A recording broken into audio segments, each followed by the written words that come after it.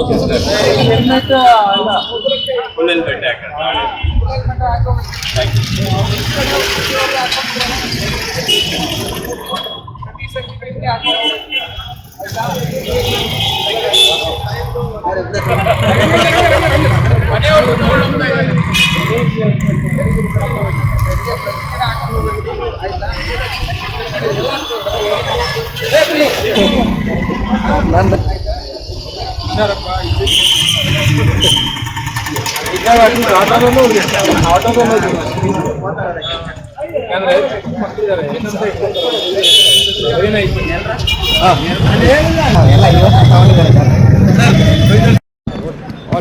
ಕೋಲಾರ ಜಿಲ್ಲೆಯಲ್ಲಿ ಡಿಸೆಂಬರ್ 1ರಿಂದ ನಾವು ಕಂಪ್ಲೀಟ್ ಆಗಿ ಹೆಲ್ಮೆಟ್ ಎನ್ಫೋರ್ಸ್ಮೆಂಟ್ನ ಶುರು ಮಾಡಿದ್ದೀವಿ.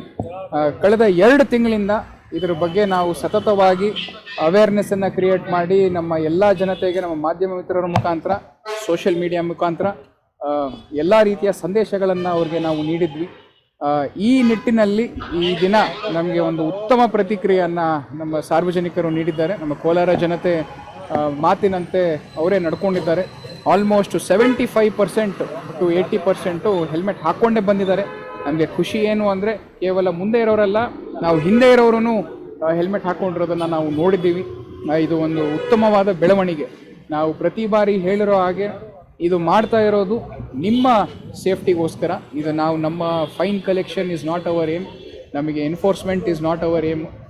ನಮಗೆ ಮುಖ್ಯವಾಗಿ ಜೀವಗಳು ಉಳಿಬೇಕು, ನಿಮ್ಮ ಜೀವನ ನಡಿಬೇಕು. ಅದಕ್ಕೋಸ್ಕರನೇ ನಾವು ಈ ಹೆಲ್ಮೆಟನ್ನು ಒಂದು ಎನ್ಫೋರ್ಸ್ ಮಾಡಿದ್ದೀವಿ. ಇದರ ಜೊತೆಗೆ ನಾವು ಯಾರ್ಯಾರು ಹೆಲ್ಮೆಟ್ ಹಾಕಿದ್ದಾರೆ ಅವ್ರಿಗೆ ನಾವು ರೋಸನ್ನು ನೀಡಿ ಅವ್ರಿಗೆ ನಾವು ಒಂದು ಅಭಿನಂದನೆಗಳನ್ನು ಸಲ್ಲಿಸಿದ್ವಿ. ಹಾಗೆ ಯಾರು ಹೆಲ್ಮೆಟ್ ಹಾಕಿಲ್ಲ ಆ ಗಾಡಿಗಳನ್ನ ಸೀಸ್ ಮಾಡಿ ನಾವು ಒಂದು ಕಡೆ ಹಾಕ್ಕೊಂಡಿದ್ದೀವಿ. ಅವರು ಹೆಲ್ಮೆಟನ್ನ ಖರೀದಿ ಮಾಡಿ ತೊಗೊಂಡು ಬಂದ ಮೇಲೆ ಗಾಡಿಗಳನ್ನ ಬಿಟ್ಟು ಕಳಿಸ್ತಾ ಇದ್ದೀವಿ.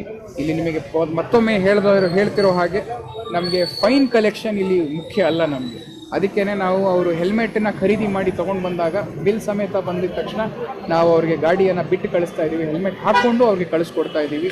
ಇದೆಲ್ಲ ನಾವು ಮಾಡ್ತಾ ಇರೋದು ಜನರ ಹಿತಕ್ಕಾಗಿ. ಈ ಒಂದು ವಿಚಾರ ಕೇವಲ ಒಂದು ದಿನದ ಮಾತ್ರಕ್ಕಲ್ಲ, ಎಲ್ಲ ನಮ್ಮ ಸಾರ್ವಜನಿಕರಲ್ಲಿ ಅವರು ವಿನಂತಿ ಮಾಡ್ಕೊಳೋದು. ನಾನು ಮತ್ತೊಮ್ಮೆ ನಿಮ್ಗೆ ಹೇಳ್ತಾ ಇರೋದು, ಡಿಸೆಂಬರ್ 1ರಿಂದ ಕೇವಲ 1ಕ್ಕೆ ಅಲ್ಲ ಇದು.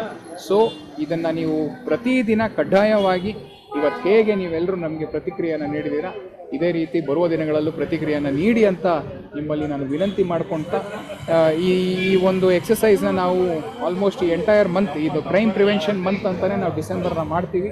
ಅದರ ಅಂಗವಾಗಿ ನಾವು ಈ ಹೆಲ್ಮೆಟ್ ಡ್ರೈವನ್ನು ಕೂಡ ಮಾಡಿದ್ದೀವಿ.